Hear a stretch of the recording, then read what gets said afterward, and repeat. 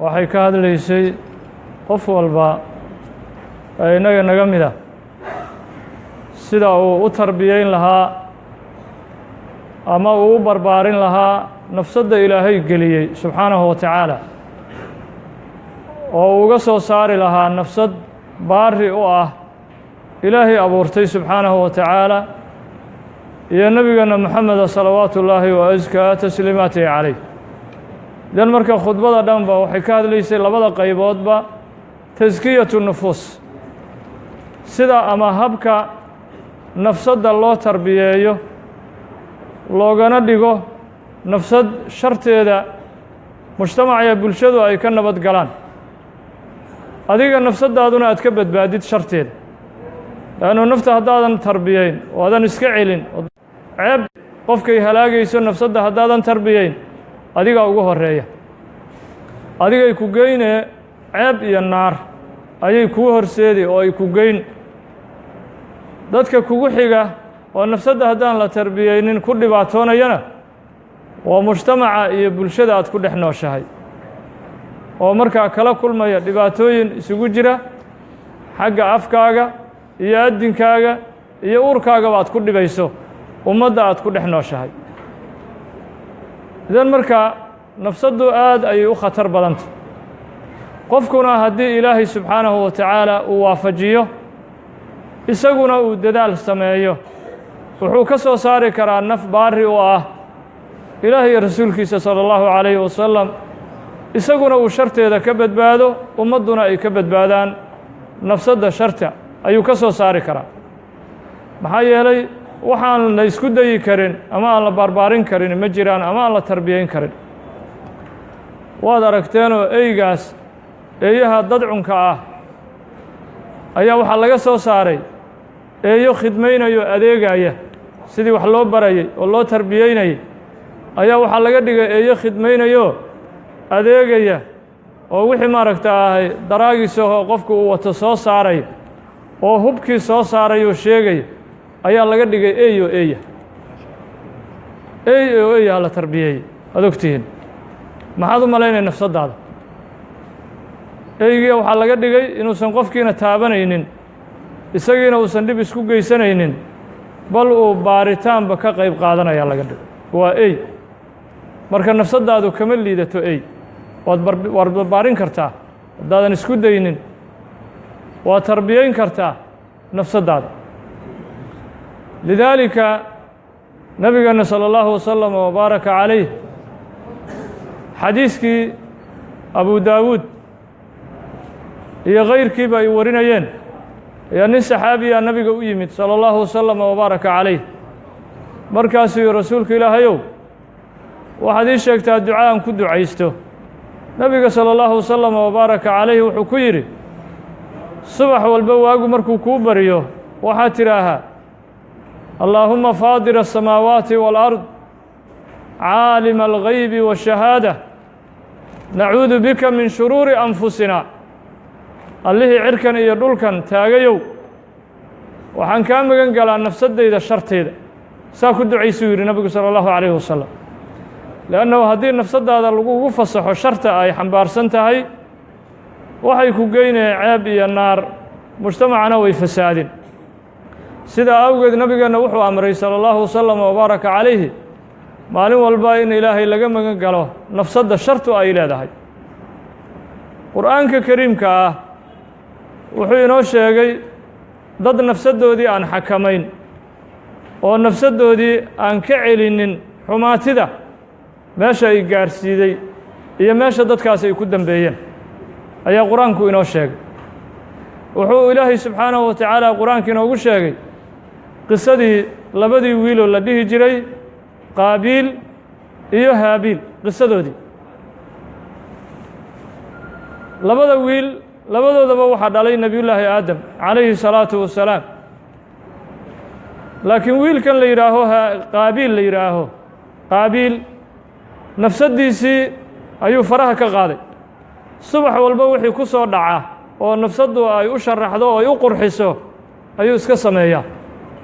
naftiisa ma yidhaaho yac iyo xaggee u socotaa maba yidhaaho nafsadda waa iska sii daayaa wixii ay ka heshaba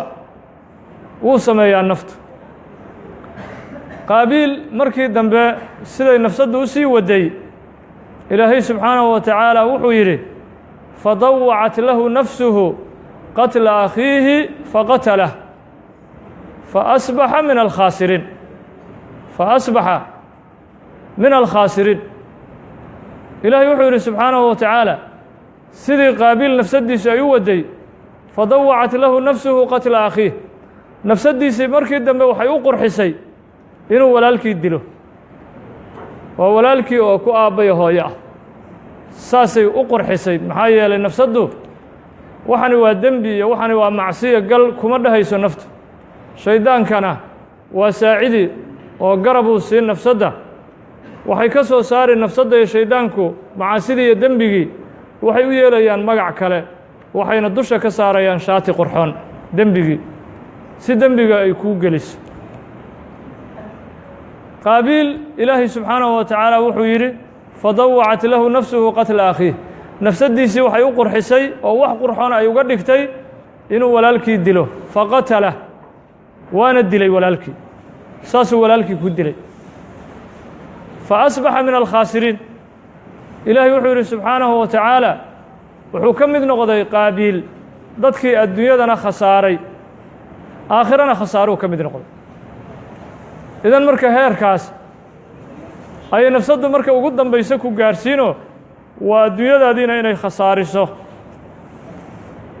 aakhiradaadiina ay khasaariso. saasay ku gaarhsiin nafsaddaadu haddii aad isan xakamaynin. ilaahayna subxaanahu wa tacaala qur'aankiisa wuxuu ku leeyahay isagoo sharta nafsadda iyo sida ay foolxumada iyo ceebta kuugu hoggaaminayso ka digay ina nafsa la ammaaratun bisuu ilaa maa raxima rabbii. ilaahay subxaanahu wa tacaala wuxuu yidhi nafsaddu waxay ku amartaa ay kugula talisaa xumaatada, wanaagba kuu sheegi mayso.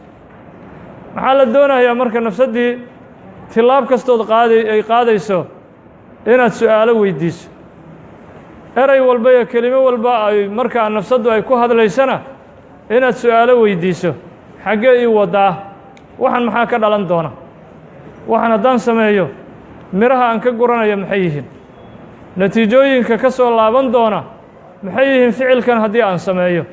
qofkaan nafsaddiisa sidaa ula hadlin oo su'aalo aan weydiin waxay geyn doontaa meel uusan mahdin doonin ciribtiis oo uu ka shallaayi doono ayay gaarhsiin doontaa. alle subxaanahu wa tacaala qur'aanka wuxuu ku leeyahay isagoo ka hadlay nafsaddu dhibaatada ay leedahay faأmaa man طagىa وآaثara الxayaaةa الdunya faإna الjaxiima hiya الma'wى وأmaa man khaafa maqaama rabbih wanaha الnafsa can الhawى faإna الjannata hiya الma'wى. ilaahay wuxuu yidhi subxaanahu wa tacaala qofkii qooqa oo kibra oo nafsaddiisa faraha ka qaada meesha uu gelayo uun waa naartii jaxiimo. oo markaa shayddaanku uu leeyahay falaa taluumuunii waluumuu anfusakum maa ana bimusrikhikum wamaa antum bimusrikhiy. shayddaanku markaa wuxuu leeyahay markuu meeshii la rabay uu ku ogaado nafsadda falaa taluumuunii waluumuu anfusakum, aniga waxba hay eedaynin. shayddaanoo adigaa naar i dhigay, adigaa ceebtan faraha ii geliyey, waxba hay dhihin, bal nafsaddiinna eedeeya. leannahu shayddaanku wuxuu og yahay waxa garabka uu ka helayo ugu weyn in ay tahay nafsad aan la tarbiyaynin. shayddaanka waxa garab siinaya wuxuu ogsoon yahay inay tahay nafsad aan la xakamaynin. markii ceebta iyo cadaabka uu qofka ku hubsado ayuu leeyahay falaa taluumuunii waluumuu anfusakum, waxba aniga hay eedaynina, hay aflagaadaynina, nafsaddiinna eedeeya. leannu adinkaa nafsaddiinnii xakamayn waayey oo qaban waayey. wa amaa man khaafa maqaama rabbih wanaha الnafsa can اlhawى faإna aljannata hiya alma'wى. ilaahay wuxuu yidhi qofkii ilaahay ka baqa nafsaddana xakameeya oo xumaatada iyo waxa ay jeceshahay oo shahawaadka iyo fidnada nafsaddiisa ka celiya faإna aljannata hiya alma'wى. meesha uu gelayo saldhigga u ah waa jannadii ilaahay subxaanahu wa tacaala. adduunyadana sharafuu ku noolaan, sumcaddiisuu ilaashaday leannu nafsadda haddii aan la tarbiyayn sumcaddaada waa dili xataa sumcaddaadii mujtamaca aad ku dhexan lahayd waa gubee nafsaddu maxaa yeelay meel walba oo ceebaya wax walba laga yaxyaxo ayay lugta kuu geline nafsaddu marka qofkii wuxuu noqonaa qof sumcaddiisiina adduunyada ku dilay ilaahay agtiisana subxaanahu wa tacaala martabadiisii ay ka dhacday dhimashada keliyuna ay uga harsan tahay inuu naar galo nafta keliya intay daysow ka dhinto ayaa uga dhiman intuu naar gelayo qofkaas sidaas awgeed qof walba waxaa u habboon sayidunaa cumar bnu اlkhadaab wuxuu yidhi xaasibuu anfusakum qabla an tuxaasabuu war nafsaddiinna xisaabiya inta aan qabriga laydinku xisaabin waxaa la dooni qofku intuusan dhimanin ama qabri uusan gelinin inuu yidhaaho horta maxaa ii yaalla imise dembiyaan galay imise tilaabo oo wanaaga oon xagga ilaahay u qaaday oo xagga cibaadada aan u qaaday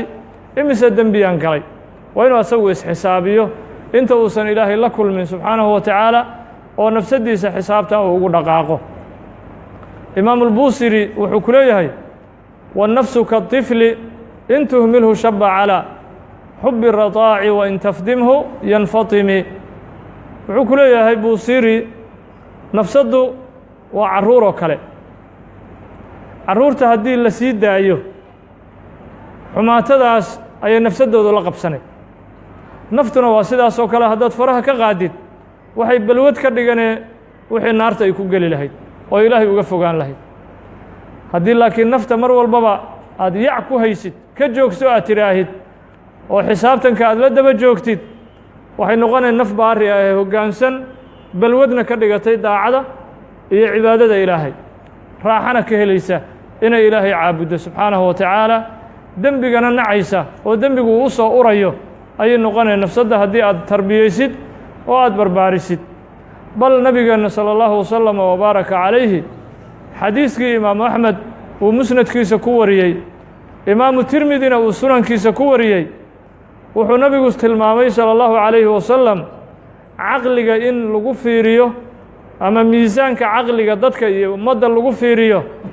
qofba inta uu naftiisa uu kala xisaabtamo inuu qofka kale ka caqli badan yahay nabiga salى اllahu calayh wasalam wuxuu leeyahay alkayisu man daana nafsah qofka caaqilka ah ee indheergaradka ah waa qofka nafsaddiisa la xisaabtama xaggee ii waddaa xaggee u socotaa xaggee igu hoggaamin qofka yidhaaha qofkaasaa caaqilhuu yidhi nabigu salى اllahu calayh wasalam oo caqli leh idan marka micyaarka caqliga waxa lagu miisaamo waa hadba intaad naftaada ka adag tahay haddaadan nafsaddaada ka adkayn maxaa farqiga oo idin dhexeeya adiga iyo xoolaha xoolaha wixii ku soo dhaca ayay iska sameeyaan wax xisaabtanaba uguma jiro oo caqligaa ilaahay kuma abuurin ay ku xisaabtami lahaayeen wixii ku soo dhaca unbay iska sameeyaan xooluhu maxaa farqiga idin dhexeeya adiga iyo xoolaha haddii nafsaddaadii aadan ka adkaan karin lidaalika nabiga salى اllahu wasalam wabaaraka calayh wuxuu yidhi alkayisu man daana nafsahu wa camila lima bacda almowt qofka caaqilka ahi waa qofka nafsaddiisa xisaabiya wa camila lima bacda almowt geerida wixii ka dambeeyana u shaqaysta waa qabrigiisa sii diyaarsada inta uu nool yahay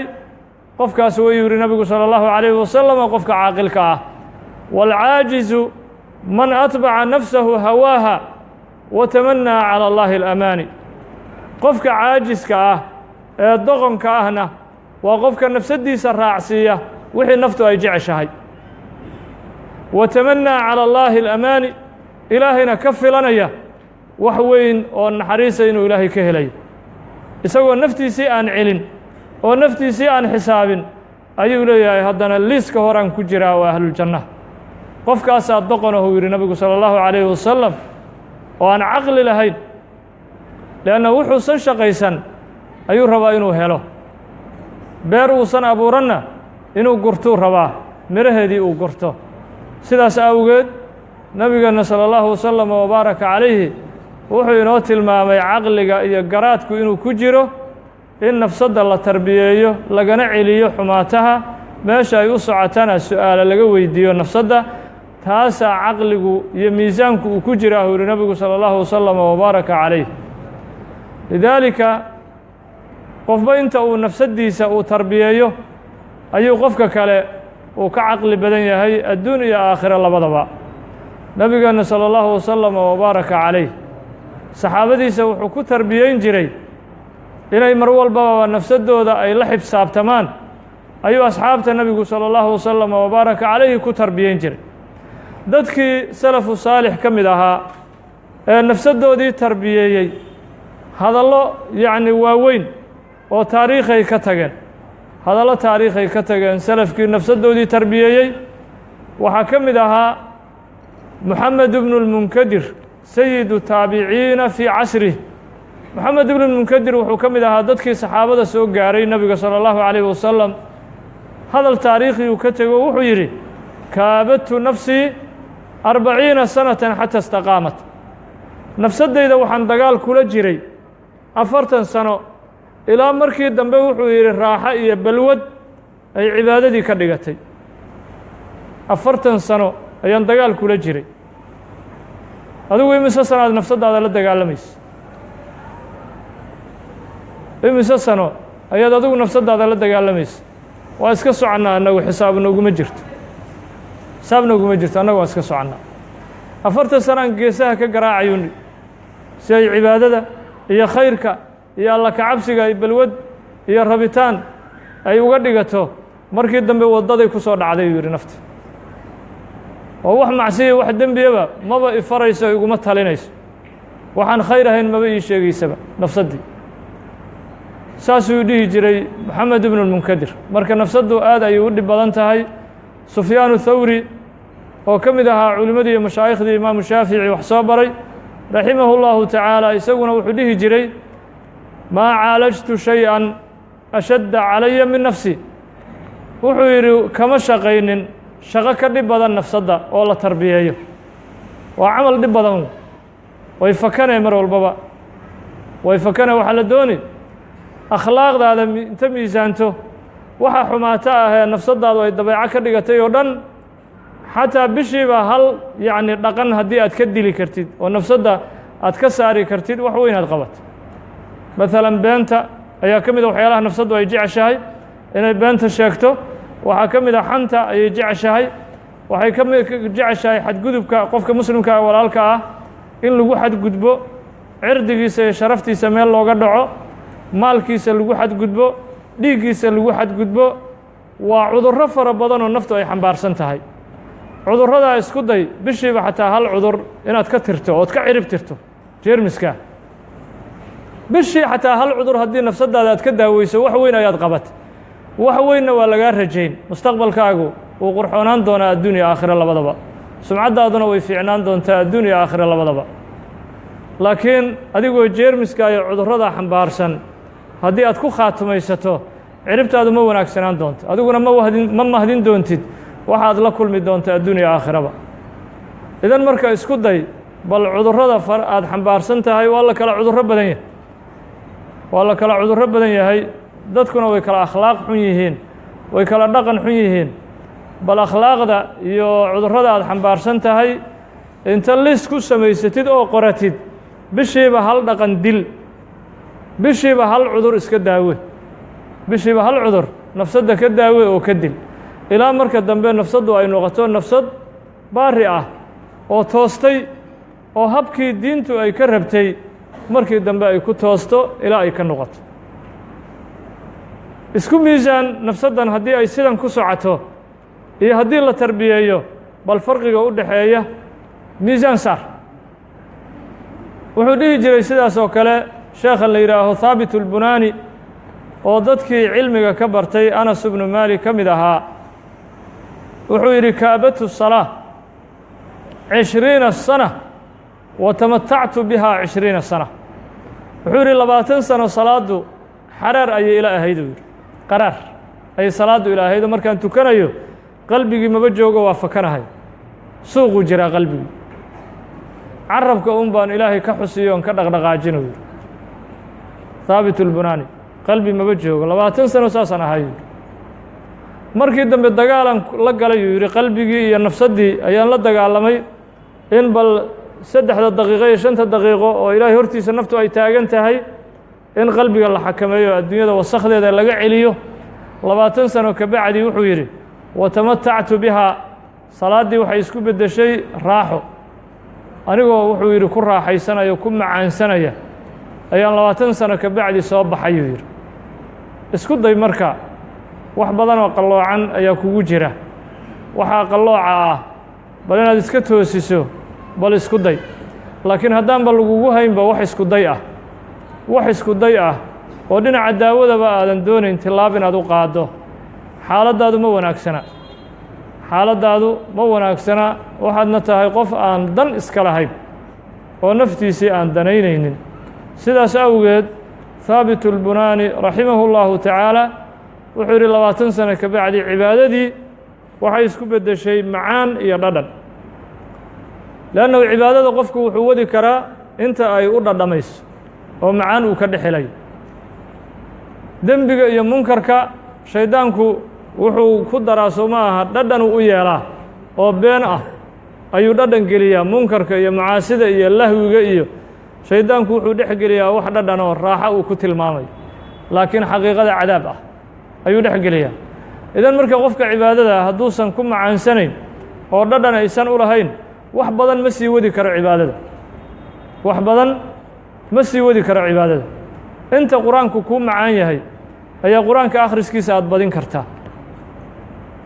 inta ictikaafka masjidka uu kuu macaan yahay oo masjidka inaad ku daahdo aad dhadhan ka helayso iyo raaxo aad ka helayso oo goojooyin ay kugu dhibcayaan goojooyin iimaankaaga ay ku dhibcayaan intaasaad masjidka isku celin kartaa laakiin haddii masjidkii qaraar lagaa saaro oo kula qaraariyo wax macaan aadan ka helayn joogidda masjidka dan weyn aadan ka helahayn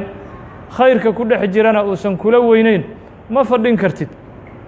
adigoo yacni sii cararayo waxaad arki xagga lagaaga yeerayo fadhi ku dirirka u sii cararayaad arka ilaa xagga kula macaan meeshana qaraaraa lagaa saaray waa ayaan darro ilaahina badbaadiyo subxaanahu wa tacaala ayaan darrow meeshii maslaxadu kugu jirtay haddii qaraar ay kula noqotay meeshii dhibaatada iyo ceebta iyo cuquubada laga helayana dhadhan shayddaanku kuu geliyo iyo macaanta waa astaan aan fiicnayn waa sasaan aan wanaagsanayn sidaas awgeed waxaa la dooni in taskiyatu nufuus mowduuc aad u ballaaran mowduuc aad u weyn weeye barbaarinta iyo tarbiyeynta iyo hababka loo tarbiyeynayo waxaana ugu weyn taskiyatu nufuus qofku kow inuu badiyo ducada oo uu ku ducaysto allaahumma inaa nacuudu bika min shuruuri anfusina mar walba inuu yidhaaho ilaahu waxaan kaa magan galay sharta nafsaddayda kow horta waa inuu ilaahay u tadarruco oo ilaahay u weydiisto in ilaahay cudurrada naftiisu xambaarsan tahay ilaahay uu ka daweeyo oo ilaahay uu ka baabi'iyo labo waxaa lagula dagaalami karaa nafsadda qodobka labaad wuxuu yahay alijtinaab can quranaa'i suu in qofku iska gooyo saaxiibbada xuxunka ah intaad saaxiib xun aad saaxiib la tahay way kugu adkaaneen nafsaddaada inaad tarbiyeyso qodobka marka bacda ducaa ugu muhiimsan waxaa weeye waa inaad saaxiibbada xuxun aad iska goyso rufaqada saalixiinta ah aad ku beddel qaadato dad wanaagsan inaad saaxiib la noqotid maxaa yeelay saaxiibka xun adigoo nafsaddii ay ku jiidayso oo shayddaanku uu ku jiidayo haddii saaxiib xunna uu kugu darmo waa 3 cadow oo halisa kamana fakanaysid saddexdaas kama fakanaysid saaxiibka marka saamaynuu ku leeyahay noloshaada hadduu fiican yahay iyo hadduu xun yahaba noloshaada wuxuu ku leeyahay saamayn aad u weyn marka qodobka labaad waa in laga fogaado quranaa'u suu dadka quranada daskaalixiinta dadka wanaagsan inaad suxbo la yeelatid oo saaxiib la noqotid waa waxa lagu tarbiyeyn karo nafsadda lagu tarbiyeyn karo qodobka saddexaad iyadana waa inaad la samayso khidaab daa'im hadal joogtaa waa inaad nafsaddaada la hadashid si toos aad ula hadashid marka ay xumaato samee ku tiraahaba maxaa ka iman kara waa inaad tiraahid naf yahay maxaa ka iman kara waxaan adii waddo waxaan qalbiga aad ku soo riday ood igula sheekaysanayso maxaa ka iman kara oo natiijo ah halkaa su-aal qofkii weydiiya nafta wax xumaataa ma samayn karo abadan waa wax la ogaaday halkaa su-aal nafta weydii bis miraha iyo cawaaqibka aan ka guran karo maxay tahay xumaatadan haddaan sameeyo abadan naftu markaa way istaagi naftu markaas way joogsan marka mujaahadadaas haddii la sameeyo qodobadaa qofku uu ku dadaalo wuxuu heli doonaa uu guran doonaa miro uu mahdiyo adduun iyo aakhiradiisaba hada وبالله التوفيق والسلام عليكم ورحمة الله وبركاته الحمد لله صلى الله وسلم وبارك على سيدنا محمد وعلى آله وصحابته الكرام أجمعين اللهم ربنا آتنا في الدنيا حسنة وفي الآخرة حسنة وقنا عذاب النار اللهم آت نفوسنا تقواها وزكها أنت خير من زكاها أنت وليها ومولاها اللهم اغفر لنا ذنوبنا كلها دقها وجلها أولها وآخرها سرها وعلانيتها برحمتك يا أرحم الراحمين الحمد لله صلى الله وسلم وبارك